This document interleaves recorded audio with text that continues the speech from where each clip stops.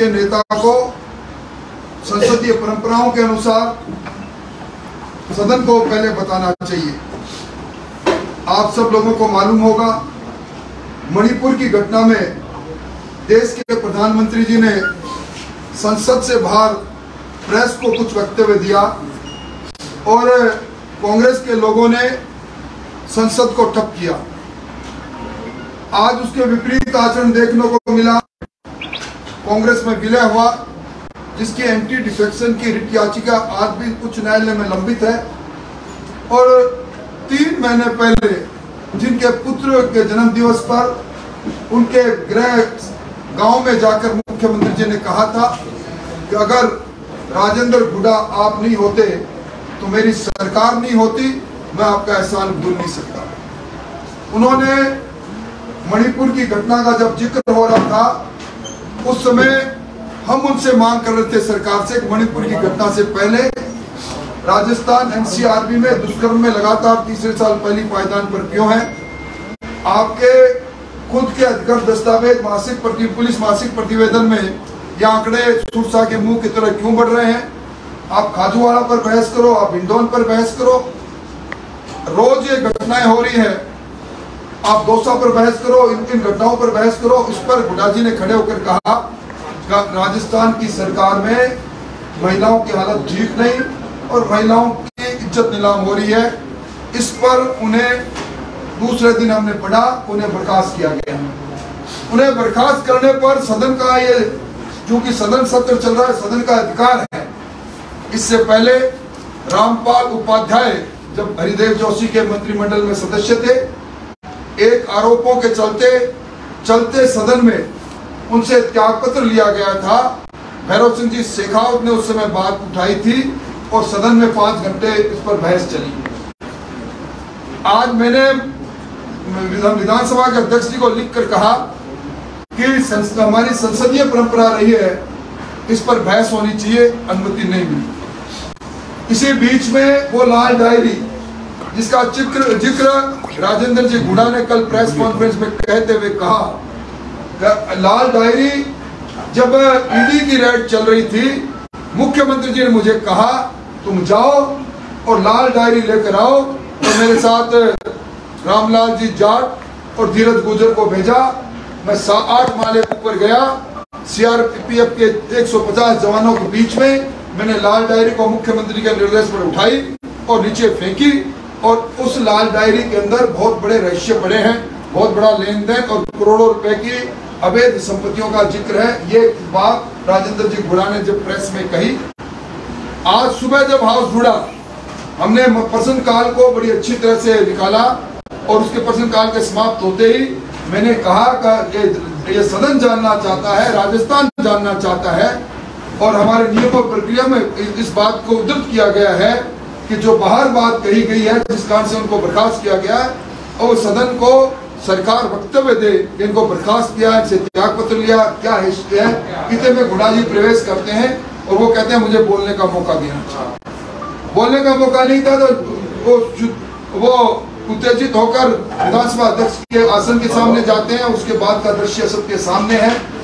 वो जब संसदीय कार्य मंत्री सदन में कार्रवाई आगे बढ़ाने के लिए अपने सीट पर खड़े होकर बोलना चालू करते हैं, हुड्डा जी विरोध करने के लिए उनके पास जाते हैं और उसके बाद मारपीट का वो दृश्य जो सारी दुनिया राजस्थान के ने देखा यूट्यूब के जरिए शर्मसार हुआ।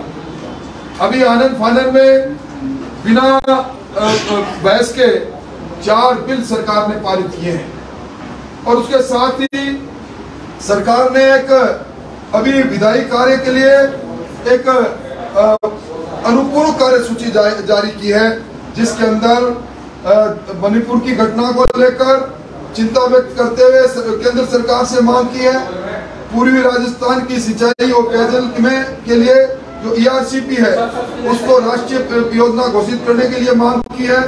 और एक जो नेशनलाइज बैंक और शेड्यूल बैंक से जिनका वादा इन्होंने किया था और ये कहा था कि हम इनका ऋण माफ करेंगे, आज इन बैंकों में 19,300 लोगों की जमीनें नीलाम होगी, किसानों की 1,12,000 के लगभग खाते एनपीए हो गए, 6,000 करोड़ से ज्यादा का किसानों पर ऋण 12,000 करोड़ का हो गया। जब नहीं चुका पाए तो ये कह रहे हैं भारत सरकार को कह रहे हैं कि इसके लिए ऋण राहत के लिए योजना बनाए, और आज एक संकल्प के द्वारा ये कह रहे हैं कि देश की समग्र सामाजिक आर्थिक उत्थान के लिए सदन केंद्र सरकार से आग्रह करता है कि 2011 से 2015 के बीच आयोजित सामाजिक आर्थिक जनगणना का आंकड़े स्वाधीन करें। मैं आप सब लोगों का ध्यान उस मामले की ओर दिलाना चाहते हूँ जिसमें शासकीय संकल्प आ सकता है।